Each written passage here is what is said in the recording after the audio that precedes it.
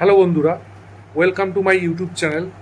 তা আমি একটা নতুন ভিডিও নিয়ে চলে আসলাম। তো ভিডিওটা আজকে সকালেই করব ভেবেছিলাম, তো করা হয়নি ব্যস্ততার কারণে। তো আপনারা থাম্বনেল দেখেই বুঝতে পেরে গেছেন ভিডিওটা কিসের উপর হতে চলেছে। তো সবচেয়ে অ্যান্টিসিপেটিং এবং সবচেয়ে ফেমাস বিগ ওয়েব সিরিজ, এবং যেটার জন্য সবাই পুরো ভারত অপেক্ষা করছিল, সেই ওয়েব সিরিজ কালকে রাত 12টার সময় রিলিজ করে গেছে, মির্জাপুর সিজন 3।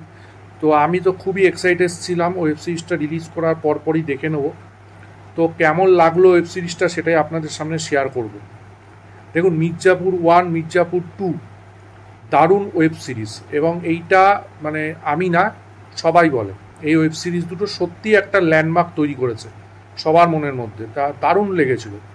কিন্তু সেই জায়গায় দাঁড়িয়ে আমার মির্জাপুর সিজন 3টা খুব একটা ভালো লাগলো না। এই ভাবনা চিন্তা আপনাদের আমার থেকে আলাদা হতে পারে, ঠিক, কিন্তু আমি কেমন আমার লাগলো সেটাই আপনাদের সামনে তুলে ধরছি।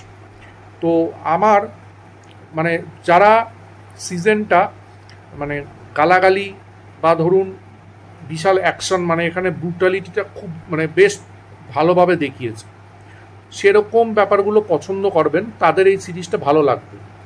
কিন্তু ওভারঅল দিক দিয়ে যদি ভাবেন দেখেন, তাহলে সিরিজটা অতটা ভালো হয়নি। 1-2 অনেক বেটার ছিল। এর অনেকগুলো কারণ আছে, সেটাই আপনাদের কাছে অল্প করে তুলে ধরবো।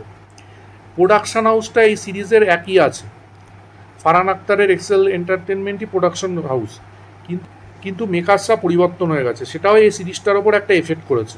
সিরিজটার যেটা আমার ভালো লেগেছে সেটা হচ্ছে অ্যাক্টিং যারা যারা ছিল, ঠিক আছে, সাপোর্টিং অ্যাক্টার যারা ছিল 1-2-তে, তারাই এখানে মেন অ্যাক্টার মানে মেন ফোকাস পেয়েছে। কিন্তু যারা মেন ছিল সিজন 1-2-তে, মানে মুন্না ভাইয়া, কালিং ভাইয়া, ঠিক আছে, তাদেরকে এখানে একদমই দেখানো হয়নি। এবং আমি স্পয়লার দিতে চাইছি না, গল্পও বলবো না, কিন্তু যারা মুন্না ভাইয়া বা কালিন ভাইয়াকে দেখার জন্য মির্জাপুর সিজন 3 দেখবেন, তারা কিন্তু আফসোস হবেন, মানে তাদের কিন্তু হতাশ লাগবে। কারণ এদের কিন্তু পার্ট অত বেশি নেই এই সিজনে, কিন্তু যেইটুকুনি মুহূর্ত আছে সেইটুকুনিতে তারা কাঁপিয়ে দিয়েছে, মানে তারা সত্যিই কাঁপিয়ে দিয়েছে। মানে আলি ফাজাল দুর্দান্ত অভিনয় করেছে, দুর্দান্ত। জেলের সিনটা, ওনার যা অভিনয়, এবং উনি যেরমভাবে মানে ওনার যে অ্যাকশন সিকোয়েন্সগুলো মারাত্মক মারাত্মক, ওটা আলাদা মাত্রা দিয়েছে ওয়েব সিরিজটা। আর কালিন ভাইয়ার যে জায়গাটা আসবে সেই জায়গাটা মানে মানে আমি মানে আমার গুজবাম্প হচ্ছিল, এবং আমি হতবাক হয়ে গেছি জায়গাটা, মানে দুর্দান্ত দুর্দান্ত। তবে আমি একটা কথা বলি, যখন মানে লাস্ট ক্রেডিট সিনটা উঠবে, মানে লাস্ট নাম দেখাবে একদম শেষ এপিসোডে, তো সেই সময় কিন্তু বন্ধ করে দেবেন না, তারপরে একটা পোস্ট ক্রেডিট সিন আছে যেটা কিন্তু বিশাল একটা চমক, সেটা অবশ্যই দেখবেন। আর যেটা আমার এই সিরিজের ক্ষেত্রে একটা আমার নেগেটিভ লেগেছে, সেটা হচ্ছে এত লং আওয়ার্সের সিরিজ, সেটা সত্যি খুব বোরিং দেয়। মানে টোটাল 10টা এপিসোড, 50 থেকে 1 ঘন্টার এপিসোড প্রত্যেক কটা, তো প্রায় 9 ঘন্টা আপনাকে কাটাতে হবে সিরিজটা দেখার জন্য। কিন্তু সিরিজটা অনেকটাই লেন্দি করেছে, এতটা লেন্দি না করলেও চলতো, ঠিক আছে, এটা আমার মনে হয়।